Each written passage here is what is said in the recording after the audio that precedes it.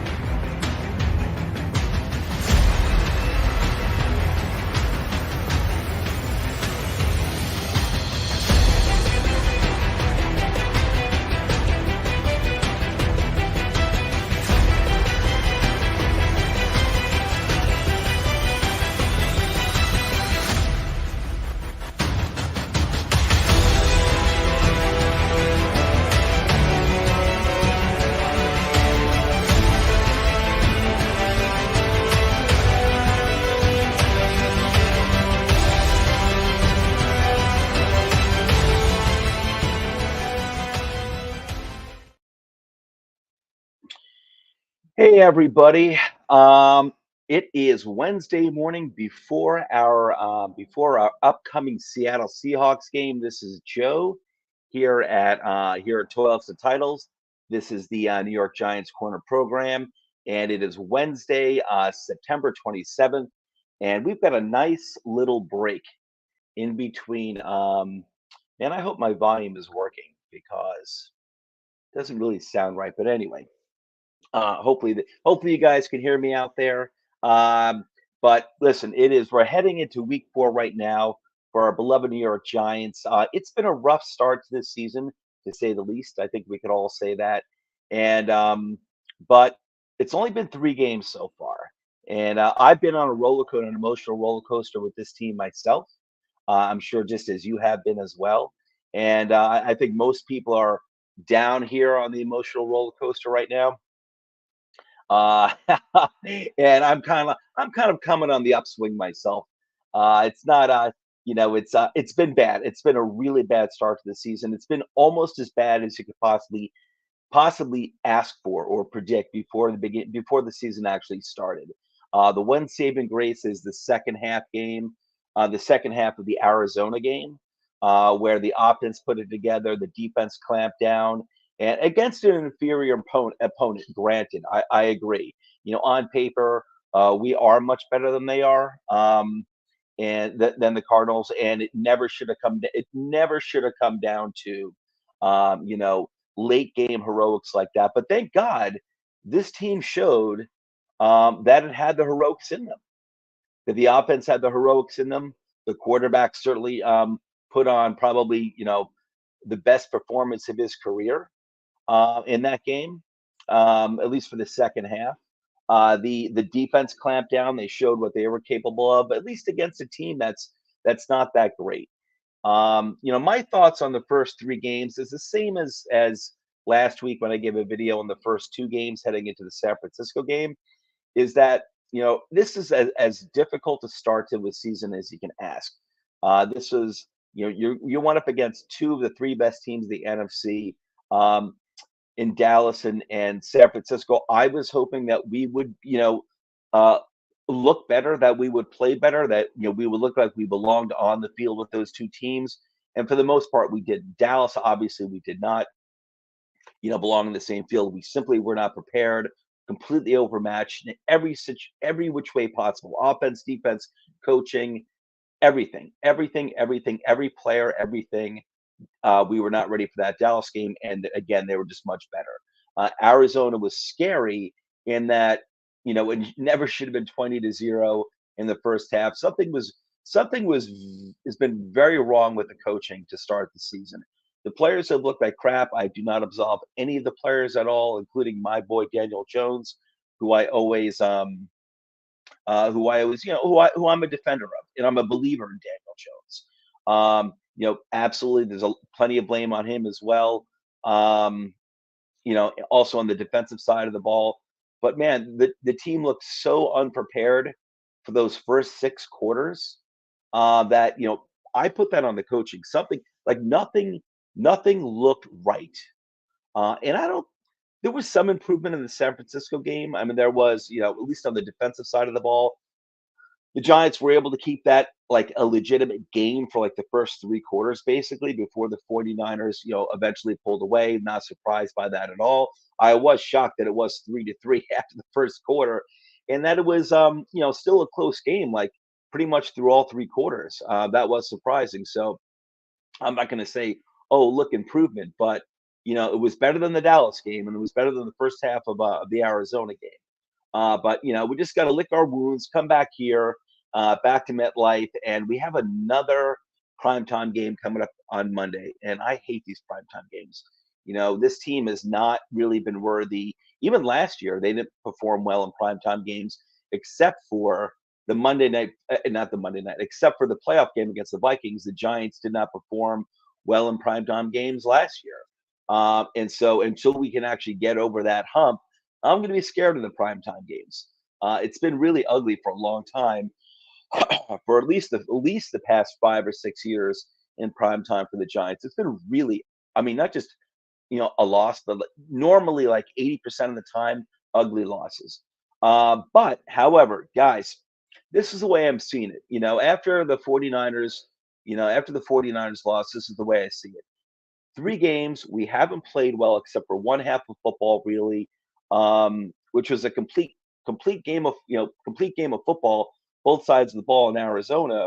The second half of that game, it's been a tough start to the schedule. Played two out of the 3 best teams in the NFC, and I think 2 out of the 3 best teams in the NFL. And that includes the Dolphins, in my opinion. For me, it's the Eagles, the Cowboys, and the 49ers as the 3 best teams in the entire NFL. Now, I'll throw the Dolphins in there too. They look really good. Obviously, it's not just the 70 points. The offense is really good. Waddle will be back at some time. They'll have Hill and Waddle again. But anyway, I digress. I do think I realize the elite quarterbacks are in the AFC. I think the better teams are in the NFC, at least the 3 best teams. And we had to start. We had a difficult start to the season. Now, that's no excuse for why this team has played as poorly as it has in those 3 games. Like I said, it's been unprepared. They've been unprepared. They look out of place. They've looked lost. And for me, that's coaching. That's on the coaching. Again, I'm not absolving the players at all.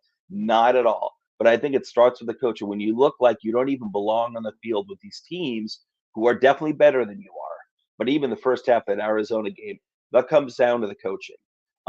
So I think they miscalculated a lot. I'm not going to get really into the details on that, on what I think the problems are there, but I do have hope for going forward, with this team. I really do. So let's start off with, again, it's been a tough start, but however, even though it's been a tough start, we've gotten our doors blown off for, like 10 out of 12 quarters so far to start this season. We're still 1-2. Now, if you look at the beginning of the season, you're looking at the schedule, and if you look, Dallas, Arizona, San Francisco, the vast majority of us would have said, okay, we're probably going to be 1-2 coming out of that 3-game stretch. And so here we are, 1-2, and that's, and that's even looking like crap, thank God for that Arizona game. But so it's been a tough start, but we're still 1-2. There really is no easy break in the schedule, for the rest of the season. You'll have some teams, I guess, that would be beatable. You would assume the Jets when they come into town, or into town when we play the Jets, without Aaron Rodgers, or without like a more credible quarterback than Simeon, who they just re-signed. If they don't get like a Carson Wentz, who in my opinion would be a major upgrade over Trevor Simeon, I would expect that's going to be a win. It's not going to be easy. It's a tough defense and crosstown rivals. Like even Washington, listen, it's like I expect 2 wins against Washington this year, but it's never easy. It's never easy. So, I mean, I don't remember everyone who's on our schedule, but playing our division and playing the AFC East, and you look at some of the other teams out there, like we're playing Seattle this week. I think we play the Rams as well. We played the 49ers.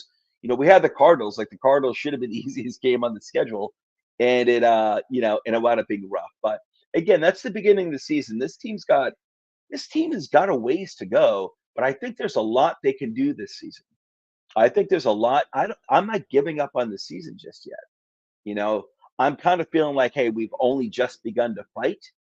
But that could bite me in the ass. I can come back and bite me in the ass, and I can just be, just blindly hopeful with really no reasonable basis to hang that on. But we're 1-2 with everything that possibly could have went wrong, except that loss, except the loss in Arizona. Anything that possibly could have went wrong, and here we are 1-2. Just like a lot of other teams that and more was expected of. But listen, no excuses. I don't really care about other teams and how they perform. I just care about our team, our beloved New York Giants. But all right, so let's get into the offensive line. That's something I want to talk about first. Is the offensive line? Is that obviously, like most of the rest of the team, the offensive line has looked really bad. It's looked really bad, really out of place, and that is where I believe most of our offensive deficiencies stem from, which has been an ongoing theme for a very long time. But I will say this: Andrew Thomas is coming back soon. I don't know if he's going to be back for Seattle. Same thing with Ben Bredesen. I don't know if he's going to be back for Seattle for the Seattle game, but they're both coming back soon. And I'm really looking forward to seeing this young unit in place moving forward as a complete unit. Your offensive line, especially when you're young, they need to play together. They have to learn, offensive lines, whether they're veterans or young players, but especially young players, they need to be able to, work together. And that takes playing time together in real NFL games, not just practice. JMS was a rookie. You've got Marcus McKeithen now, who's been named the starting right guard just by Dable, I think, yesterday. And I think that's going forward. And I really like that a lot. I'm glad that Gleniski or Glenowski, whatever his name is no longer the starter. He didn't deserve it anyway. He has not been good. He wasn't good last year. He hasn't been good this year. But I'm really looking forward to a young, healthy offensive line. Andrew Thomas, Ben Bredesen, John Michael Schmitz, Marcus McKeithen, and Evan Neal going forward. I want to see these players play together and develop together. Because that is really, if we can get those guys straightened out into at least like an adequate offensive line, so much positive is going to come out of that for the passing game, the running game. I'm not one of these. I know a lot of people are clamoring, Joe Shane, do something, pick up somebody on the waivers, or pick someone who's a free agent right now who's just sitting at home, like a Justin Pugh, who I wouldn't mind having Pugh here. I mean, he can compete for a starting job, but that's not really the route I'm going. Or maybe people are thinking, let's trade a future pick, for an offensive lineman on another team, or trade a player on our roster for an offensive lineman on another team. I wouldn't do any of that, especially when it comes to future picks. I'm not trading any future picks unless you're talking about a seventh, which we already gave away for Isaiah Simmons. I don't have a problem with that trade at all. But unless you're talking something like that, you're not going to get anything, guys. You're not going to get anything. True, they traded for Ben Bredesen a few years ago, and that wound up being pretty good. I think it was like a fifth round pick, or they gave up or something like that. I wouldn't do that. You've got young players, use them. I don't think you're going to get anyone. You're not going to get anyone good. Actually, I think they gave a fourth round pickup for Bredesen. I think the solutions or the answers for the offensive line, at least for this year, are on the team. Whether they actually be on, are they going to be an answer? Are these guys going to wind up developing to being good? If they stay healthy, I think this young unit, can get a lot better as the season goes on. But they need to play together. We need Andrew Thomas out there. I want him 100%. I don't want him back early. I don't want him back soon. We need Ben Bredesen out there. Or if Bredesen can't make it, I definitely have high hopes for Azudu, who, even if Azudu's not starting, I like the way Josh Azudu played in place of Andrew Thomas for 2 games. I know he wasn't great against San Francisco. He was actually pretty solid against Arizona. He wasn't too bad. For a guy who, a second-year player who barely saw the field last year, I was actually pretty impressed. And I think Josh Azudu is going to wind up being our swing tackle. He might wind up winning a guard position down the road. Maybe he'll beat out Ben Bredesen, or maybe he'll beat out McKeithen. But I think he's going to be our swing tackle, and I think maybe next year, probably not this year, but next year he may compete for that right tackle position next year. Because I've got a bad feeling about Evan Neal. I don't think Evan Neal. Right now, I'm kind of sold on I'm kind of sold that Evan Neal is not going to be a good right tackle at this point. We'll see. I haven't completely given up. I shouldn't say sold on, but let's say I'm 90% certain Evan Neal is not going to be a good right tackle going forward. That if he's going to succeed, it's going to have to be the guard position, which can be good because he's got attributes like strength, weight. He can anchor. He is a big dude. He's got arm length, Evan Neal, but he doesn't appear to have the feet to play the tackle position in the NFL. Maybe he could have succeeded at left tackle where he played in Alabama at least his final year, and he had a lot of success. I doubt that. Obviously, we're not moving Andrew Thomas for Evan Neal. So I like Josh Azudu's feet. I like his strength as well. Like Azudu's got a lot going on for him, a lot more, I think, at the tackle position than Evan Neal. So as a tackle, number 7 pick, I think Evan Neal's looking like a bust right now, unfortunately. But I still am not giving up on Evan Neal in terms of being, a quality starter somewhere on this line at a guard position. But we'll see. I haven't completely given up on him, at right tackle. But like I said, I do want to see this offensive line. I want to see them stay young. I really don't want to see like Justin Pugh in there starting. This team needs to develop offensive linemen. They need to do it. I'm very intrigued by Marcus McKeithen. He's big and strong. I'm very intrigued to see him at guard position. Him and JMS and Evan Neal kind of like, on the right side of the line. And then, Bredesen and Andrew Thomas on the left side of the line. So so much starts with the offense, with that line. It's been really, really bad. It's been really bad, almost worse than it was probably last year. And every year, I always say this when the offensive line, I feel like, man, it can't get worse than last year, and then it always does. And so far to the start of this season, against tough defenses, with the offensive line, it's been worse. However, I do think this offensive line, they are young. JMS is a rookie. Marcus McKeithen, who's now the starting right guard, he's essentially a rookie. They were very high on him in camp last year when he was drafted in the 5th round, I think it was. And he tore his ACL or MCL or whatever it was, and he wound up being out for the rest of the year. He didn't see the NFL field at all. But they were very high on him. And I'm very intrigued by that guy. Legitimately intrigued by Marcus McKeithen. I think there's a lot to work there with him. And Bredesen coming back in tandem with Andrew Thomas and sandwiched in between Thomas and JMS. I think there's a room for a lot of legitimate growth here. And I really sincerely believe that for this year at least, this offensive line is going to stay young. They're not trading, nor should Joe Schoen trade assets for some mediocre at best offensive lineman out there. And even next season, guys, I am not looking to spend a lot of money on yet another mediocre, overpaying for yet another mediocre offensive lineman next year. I'm not looking to do it.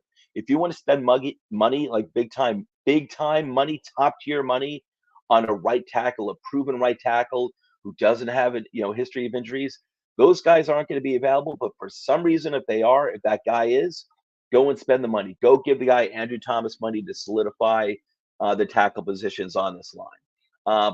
Other than that, and I wouldn't do that. Other than that, I'm building this line through the draft and with the young players. So that's where I am with the offensive line. So it looks like going forward, when Thomas and Bredesen come back, it looks like at least for right now, the starting offensive line is going to be from left to right: Andrew Thomas, Bredesen, JMS, Marcus McKeithen, and Evan Neal. And I'm okay with that. Everyone needs to improve. Everyone needs to improve. Yes, Nino Brown. My boy Nino Brown is in the house. Hey, good morning, Nino. Play Hyatt.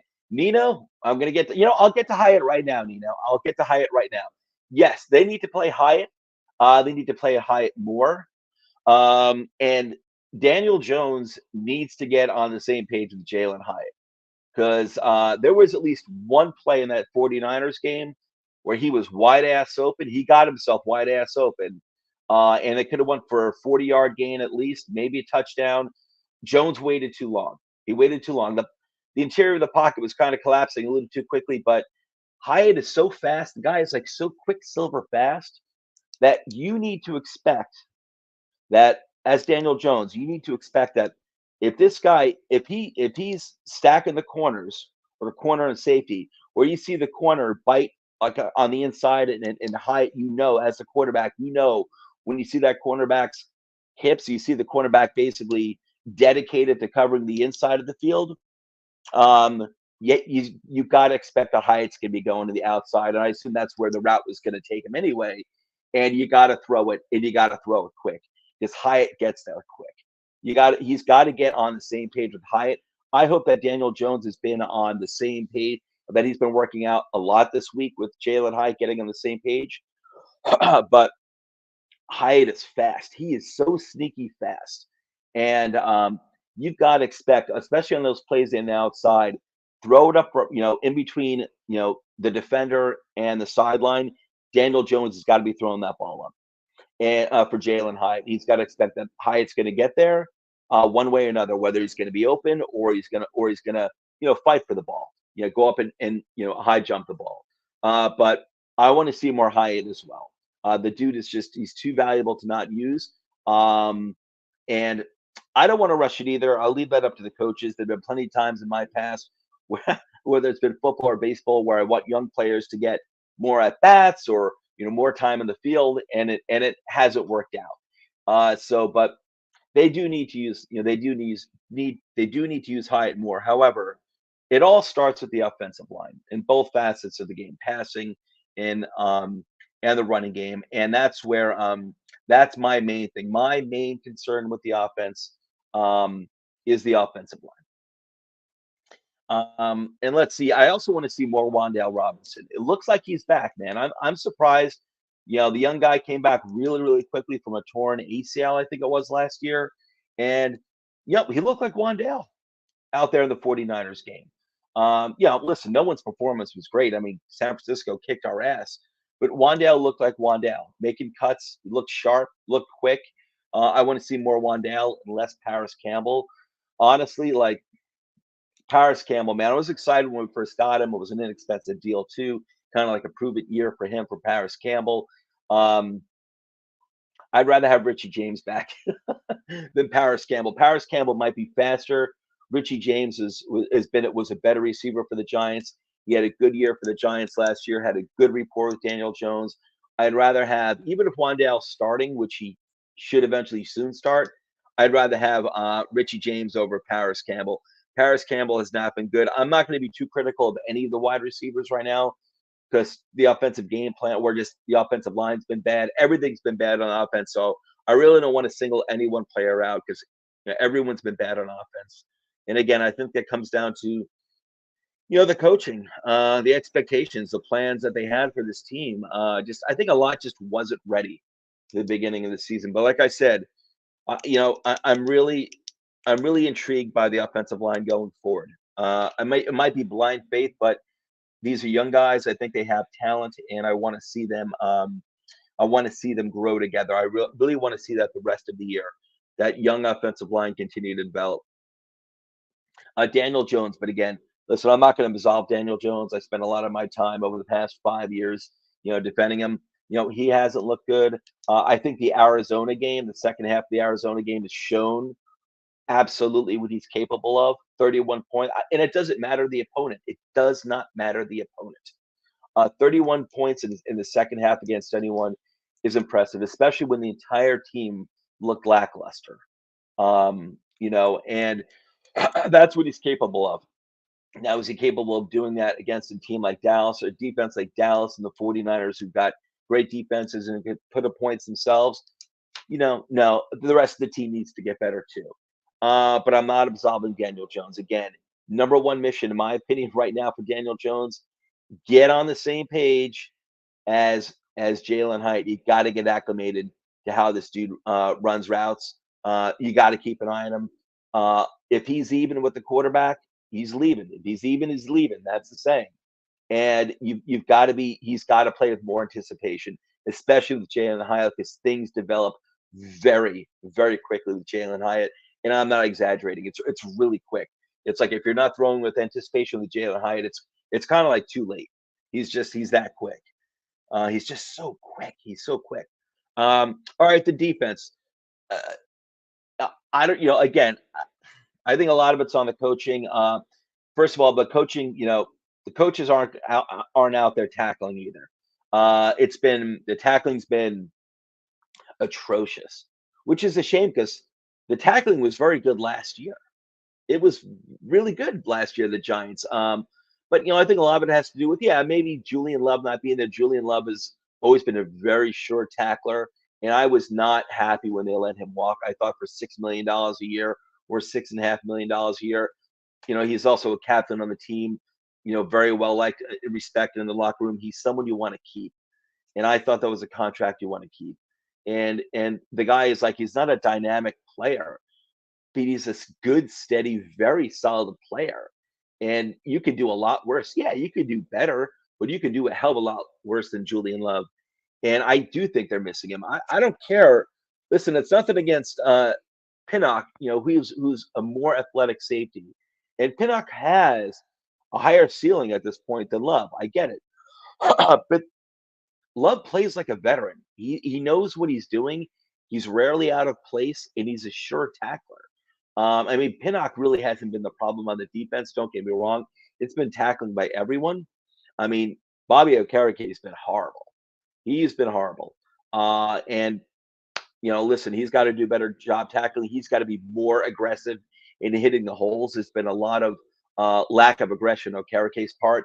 The second year linebacker, what am I? I'm brain farting on his name, but the second year linebacker, he's been starting, opposite of a Okereke. He's played okay. He's actually played aggressively, and I like that a lot.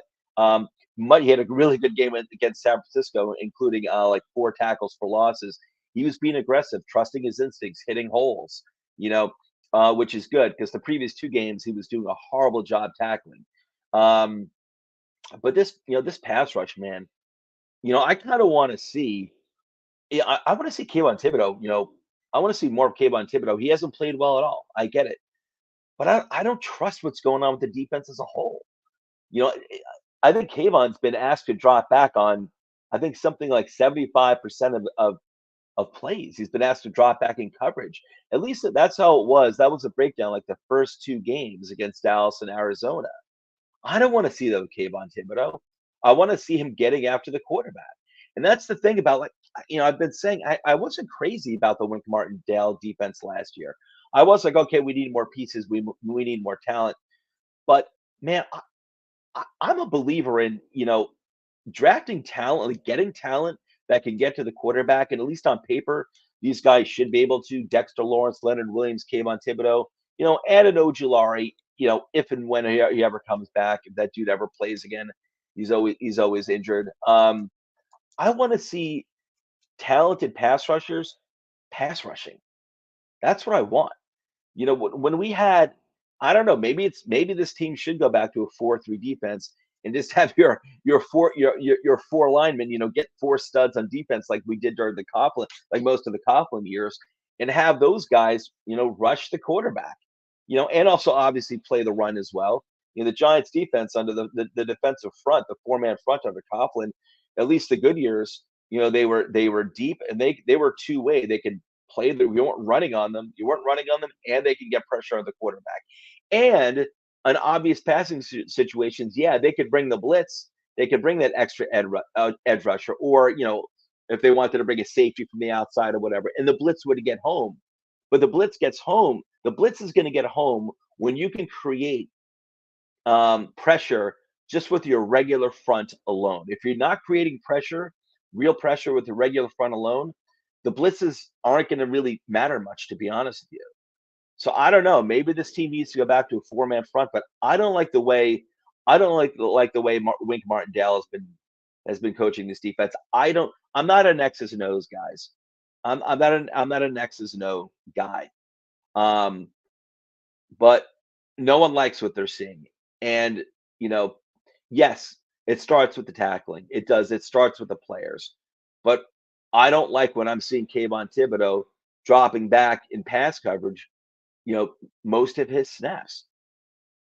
I realize in Wink Martindale defenses in Baltimore, they're really, yeah, you had some better edge rushers. There were more guys that got, guys that got sacks in the Ravens team. There were some more, some players who got more than others, but you never really had like 15 sack guys.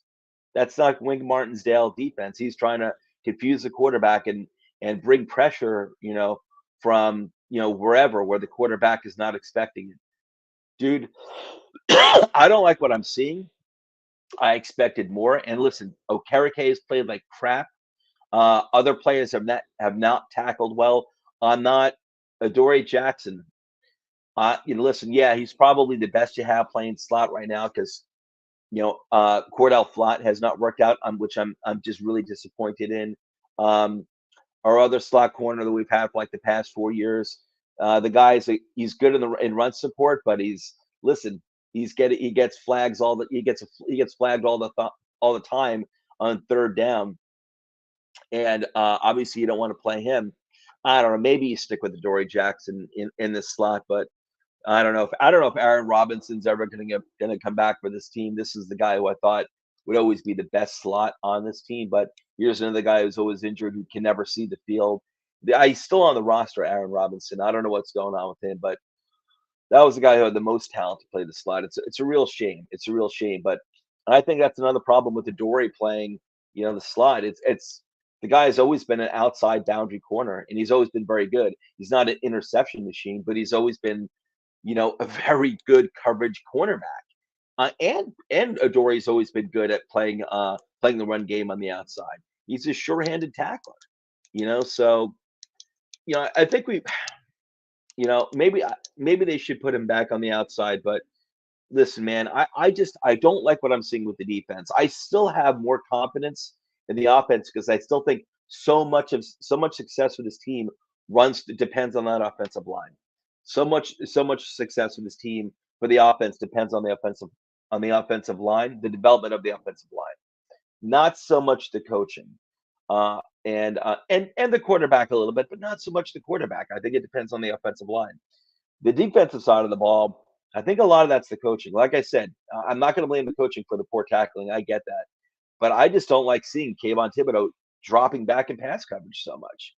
He's supposed to be a friggin' pass rusher. The guys who are supposed to, rush the quarterback, have him rush the damn quarterback. Enough with the exotic blitzes. Listen, Wink Martindale always had really good defenses in Baltimore for the vast majority of his career.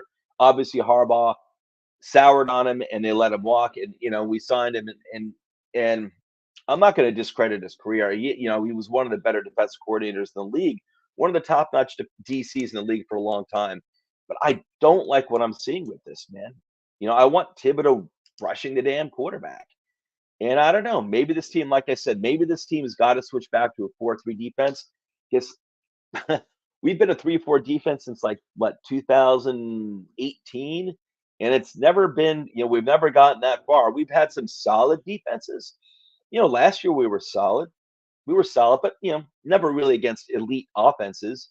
But we're always bend don't break, and we're still not the most talented defense. But when you see Kayvon Thibodeau dropping back a lot in pass coverage, and again, I think he was Wink was bringing the blitz a hell of a lot more, like 87% of the time or something like that against the 49ers.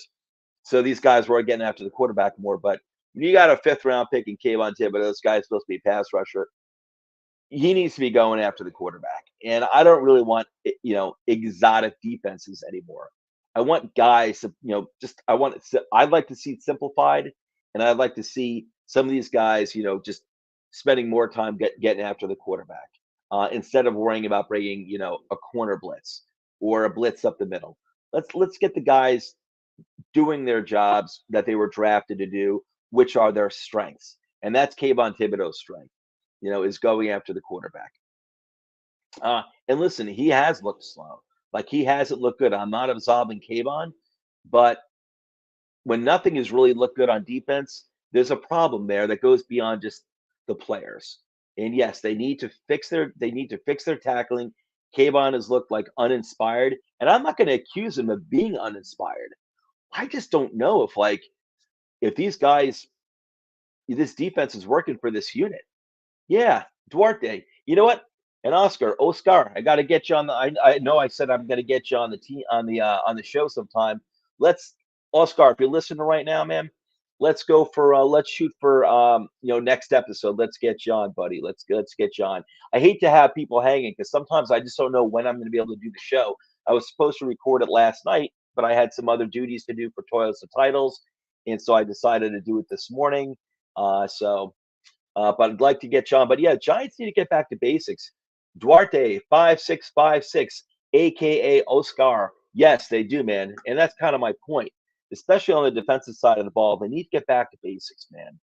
It's a shame to see this is not a complete defense, but I think there's too much talent on that defensive line, even without Ojulari, for things to be the way they are, and it's disappointing. And I really don't care about. I'm getting until they can get Kayvon Thibodeau back, back to looking Kayvon like Kayvon last year. A lot of some people at least were critical of Kayvon last year, not me. The dude, yeah, I know he's the number 5 pick overall, but I thought he actually played very, very well for a rookie. He missed the first few games of the season.